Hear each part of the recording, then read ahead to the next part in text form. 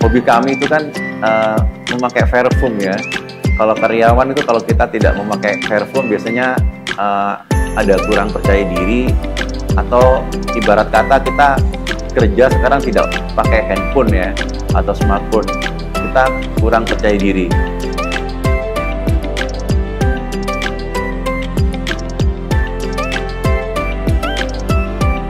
Bismillahirrahmanirrahim. Assalamualaikum warahmatullahi wabarakatuh. Saya Hari Purwanto, pemilik Harry Parfum yang ada di Sulawesi Tenggara, pusatnya yang ada di Kota Kendari.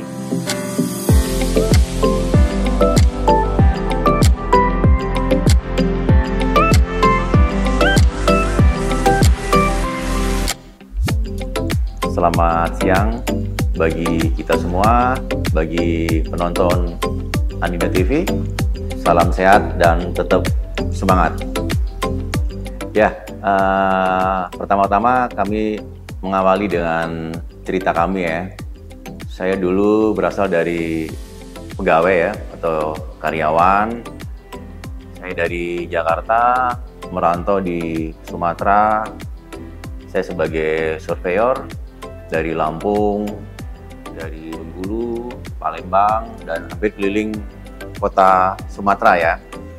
Kami dulu masih menurut saya masih ngantor ya, masih jadi karyawan swasta, dan di dalam kita bekerja itu kan biasanya ada tim, ada divisi-divisinya. Kita selalu menjaga silaturahmi satu sama lain, jadi kita saling bercerita tentang kisah masing-masing, dan tujuan kami ke Sumatera itu untuk bekerja ya.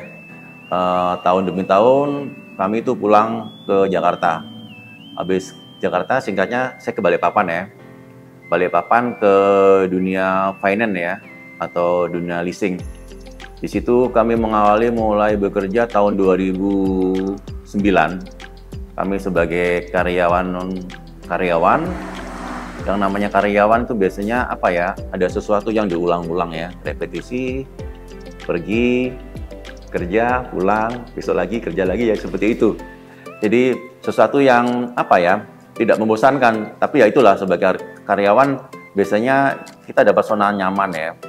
Di dalam zona nyaman itu biasanya karyawan ada zona yang tidak nyaman, ada zona yang kita bikin nyaman itu apa ya?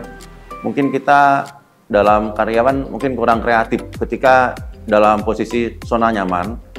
Seorang karyawan itu biasanya kurang kreatif ya, makanya kita kalau dalam sebuah kantor atau perusahaan selalu ada gathering ya, gathering yang itu biasanya kita membuat tim, bagaimana kita kerja sama tim. Di situ kita tahu betapa pentingnya kita membangun sebuah tim atau membangun sebuah leadership, yang itu yang mengawali kami bekerja di Kalimantan. Terus tahun-tahun berikutnya kami punya ide, karena hobi kami itu kan memakai parfum ya. Kalau karyawan itu kalau kita tidak memakai parfum biasanya ada kurang percaya diri, atau ibarat kata kita kerja sekarang tidak pakai handphone ya atau smartphone, kita kurang percaya diri. Kenapa? Di dalam pertemanan itu kita nggak bisa mempromosikan sebuah produk yang bisa dipakai setiap orang atau setiap teman kerja kami. Ya, saya berusaha untuk mengambil bibit parfum, biang parfumnya itu ya, yang otomatis kita cari bibit parfum yang sesuai dengan orinya ya. Jadi kalau kita jual parfum, acuannya biasanya kita dengan orinya. Aroma ori itu mirip yang kita jual. Yang seperti itu mungkin teman-teman lebih menarik. Biasanya kalau kantor itu kita biasanya jual yang mili lebih kecil. Yang paket yang hemat mungkin ada yang 30.000 atau 60.000. Tahun demi tahun ya kita telaten ulet dan kreatif. Karena kuncinya kita berusaha adalah istiqomah atau kontinuitas dan kelangsungan untuk kita bekerja lebih lanjut lagi. Tahun berikutnya tahun berapa, sekitar tahun 2011, saya pindah di kota Kendari. Saya memang sengaja untuk mutasi di kota Kendari, karena di kota Kendari saat itu sedang berkembangnya ya. Ada berkembangnya, ada tambangnya, ruko-ruko itu lagi dibangun-bangun, hotel, ada juga mall yang terbesar di Kendari, itu baru dibangun. Kenapa nggak dari hobi saya jual parfum itu yang ada pernah kita lakukan di kota Balikpapan, itu kita bawa ke kota Kendari, yang warganya pasti menyukai dengan parfum-parfum yang isi ulang. Karena untuk parfum yang ori kan biasanya agak mahal, kelas-kelas tertentu, mungkin kelasnya nggak sampai 10%. Sedangkan parfum yang isi ulang ini refill, bisa dijangkau semua kalangan. Di situ kenapa kita buat sebuah bisnis yang sesuai dengan hobi kita, yang nantinya kita sebut passion. Jadi kalau kita berusaha atau bekerja dengan sesuai hobi kita, itu lebih menggeliat, lebih semangat, lebih enjoy ya. Mungkin kita lebih rileks, lebih santai kita menikmati hasilnya, dan lebih lebih bermanfaat buat orang banyak. Itu tadi kita buka pertama di Sao ya. Di Sao kita buka setelah Brilliant Plaza ya, sekitar tahun 2013 saya buka toko kecil gitu. Jadi 1 hari 2 hari kadang-kadang kita jual ya dapat 30.000, 40.000. Tapi kita tetap kita telaten, karena kita tidak tahu datanya pembeli itu kapan, kita tidak tahu. Seandainya tahu mungkin kita langsung tutup saja deh, nanti mungkin kita bisa buka lagi seperti itu ya. Saya kuncinya dari awal sudah, misi visi kita sudah, niat kita baik, niat mulia. Jadi kalau kita punya usaha, otomatis kita akan mensejahterakan karyawan. Ketika kita membuka usaha, kita jangan berpikir untuk profit dulu. Kalau kita untuk profit, itu namanya pedagang. Kita punya jiwa entrepreneur, jadi kita jiwa pebisnis yang kuncinya kelanjutannya. Kelanjutan dari usaha kita, bisnis kita, agar bisa sejahtera, karyawan kita, usaha kita bisa jalan. Kari Parfum berdiri sejak tahun 2013 hingga sekarang sekitar 9 tahun ya. Suka duka dalam kita berusaha itu pasti ada ya, karena saat kita memutuskan untuk berusaha, harusnya kita dulu siap untuk rugi ya. Kadang-kadang kita siapnya untuk untung saja. Ketika ada masalah, ada kendala, biasanya kita langsung down. Jadi ibarat setrika itu baju kita kusut harus setrika lagi. Jadi yang penting kita dalam setiap usaha itu istiqomah ya. Kita harus rutin dan ulet. Satu lagi yang harus kreatif. Di dalam dunia seperti ini usaha itu harus kreatif. Tanpa kreativitas kita akan mati.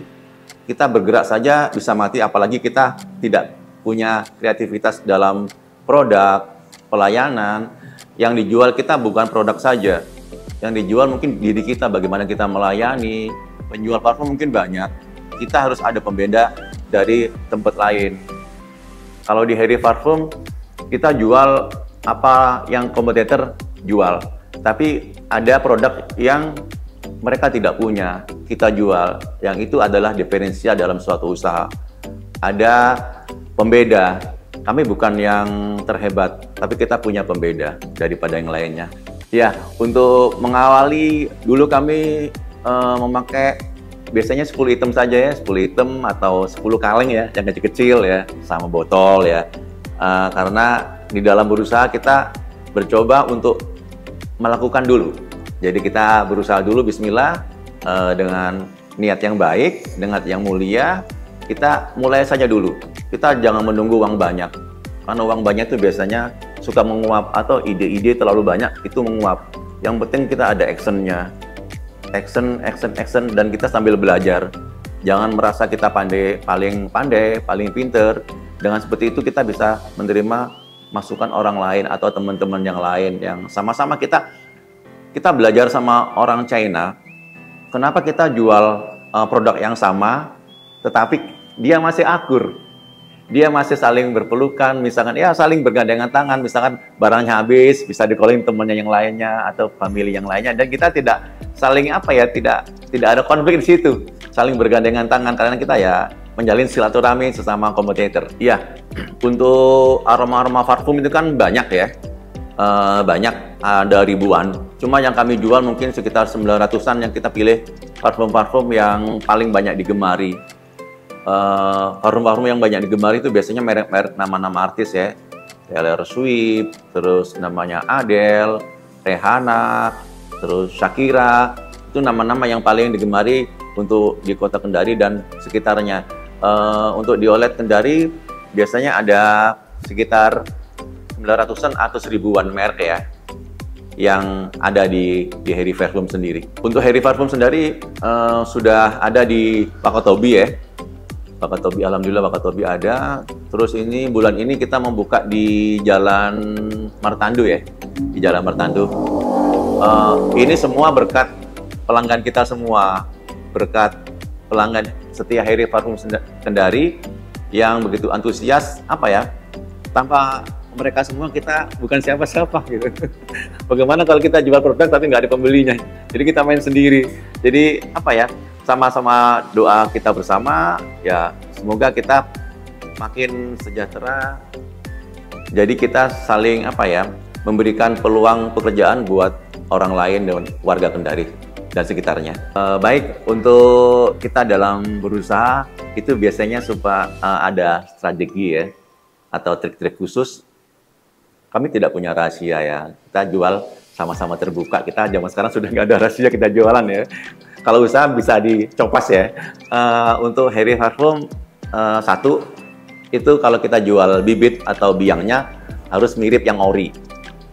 Karena acuannya tadi kan kita beli produk yang seperti ini ya Pak ya, yang seperti ini Mas ya, yang seperti Bulgari Aqua. Yang itu satu ya, yang mirip aslinya. Yang kedua, tidak mahal dan tidak murah. Terus terang di Hairy Parfum mungkin parfumnya paling mahal di kota Kendari. Tapi tidak mengurangi pembeli atau rezeki kita. Terus yang ketiga, parfumnya itu selalu up to date. Jadi selalu ada yang terbaru, satu bulan selalu ada yang terbaru. Yang terbaru itu mungkin ya menjadi daya tarik di Hairy Parfum. Terus yang keempat, apapun merek kita, mau yang beraroma rempah atau bunga, berakhir dengan kesegaran. Jadi apapun parfumnya kita harus fresh ya. Kalau tidak fresh itu ya mungkin kurang menarik, kurang long lasting, kurang lebih tahan lama. Baik, di dalam setiap usaha atau bisnis selalu mungkin ada kita mengenal personal branding ya. Yang di branding mungkin bukan produk Hairy Parfum saja atau produk parfumnya saja. Karena ketika kita beli parfum mungkin oh iya kenal sama Mas Hairy-nya, atau mungkin dekat hubungan apa gitu ya, pertemanan atau sosialisasi segala macam, kita kan mungkin kan nongkrong bareng gitu kan. Kadang-kadang seperti itu. Yang di branding itu bukan produk kita sendiri. Yang di branding mungkin diri kita sendiri di branding. Bagaimana kita memberikan pelayanan ketika kita memakai Hairy Parfum, mungkin yang teringat, oh iya, ingat yang jual ya. Ingat ownernya. Jadi kita seperti itu, ada pendekatan emosional ya, ada kedekatan emosional. Mungkin kita lebih banyak, kuncinya berusaha atau berbisnis, kita lebih banyak menjalin silaturahmi ya. Kalau bahasa ekonominya membangun sebuah link atau jaringan. Ketika kita punya teman banyak atau relasi banyak, misalnya kita punya juga pelanggan akan banyak, akan meningkat penjualan kita. Baik, tadi sebelumnya kita singgung masalah personal branding. Kenapa kita bisnis selalu mengutamakan personal branding? Karena bisnis sekarang beda sama zaman dulu. Zaman dulu mungkin pihak pemilik suatu usaha atau founder cuma di belakang meja saja ya. Tapi kalau sekarang kita harus tampil di depan. Karena di situ ruhnya suatu perusahaan atau ruhnya suatu usaha itu terletak sama founder atau pemilik perusahaan. Oke lah, ketika uang kita banyak, kita mungkin tidak perlu personal branding ya. Tapi tidak mungkin orang tidak membutuhkan uang. ketika kita personal branding, apa yang kita cari? Uang dan peluang. Personal branding adalah kita atau saya, diri kita atau persona kita yang kita nanti memperkenalkan produk, itu namanya branding. Tadi itu produk, kita kenalkan produk apa yang kita jual, itu nanti kita memperkenalkan. Terus dengan kita membeli produk itu, apa yang teringat dalam pikiran kita, which is ujung-ujungnya kita setelah dari teman-teman kita bercerita tentang passion kita atau kegiatan kita apa, itu mungkin menjadi trust ya. Kita trust, setelah trust tadi mungkin ya udah, kalau kita mungkin beli parfum ke Harry Parfum saja seperti itu ujung-ujungnya kita mendapat uang atau peluang. Jadi betapa pentingnya kita personal branding. Personal branding itu bukan cuma kita tulis status atau di Instagram atau di Facebook, tetapi kita produk itu kita memperkenalkan ya, bisa dari mulut ke mulut. Ketika kita memakai produk kita, apa yang ada ingatan apa? Misalkan, oh ya yang Harry Parfum itu ya, mungkin kenal sama saya atau kenal sama ownernya. Mungkin dari teman ke teman kita bisa, oh ya kalau kita beli parfum inget Harry Parfum. Jadi kita mempromosikan diri kita sendiri. Karena selain kita yang promosikan ya mungkin ya ada orang lain yang sudah memakai parfum kita. Itu pun dilakukan secara terus-menerus ya. Personal branding yang akhirnya menjadi persona branding. Baik untuk pemirsa Anida TV yang sukses terus dan tetap wangi. Personal branding salah satunya mungkin ya mempromosikan produk kita dari teman-teman, dari komunitas. Karena kita usaha tuh tidak jauh dari teman atau relasi kita. Dengan kita banyak silaturahmi, banyak relasi, otomatis rezeki kita itu secara tidak langsung ada uang dan peluang. Contohnya gini ya, kita dapat pekerjaan, itu pasti dapat dari teman. Tidak mungkin kita langsung melamar, pasti oh temannya siapa. Kita kayak seperti kepiting ya, langsung.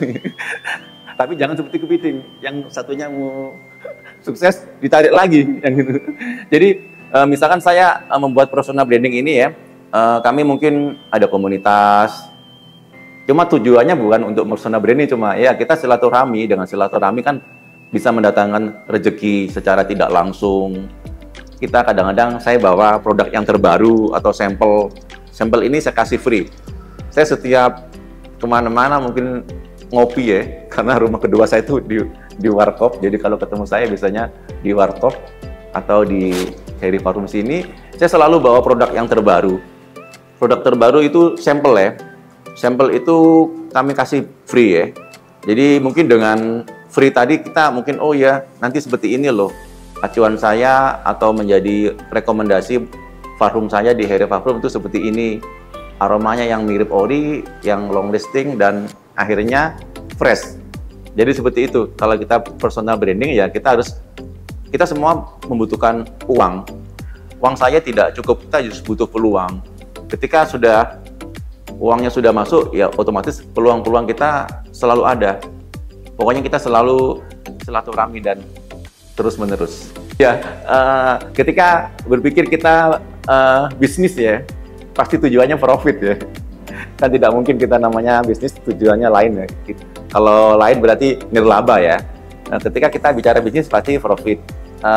Ketika kita berusaha itu tidak mungkin langsung mendapat hasilnya. Beda sama pedagang.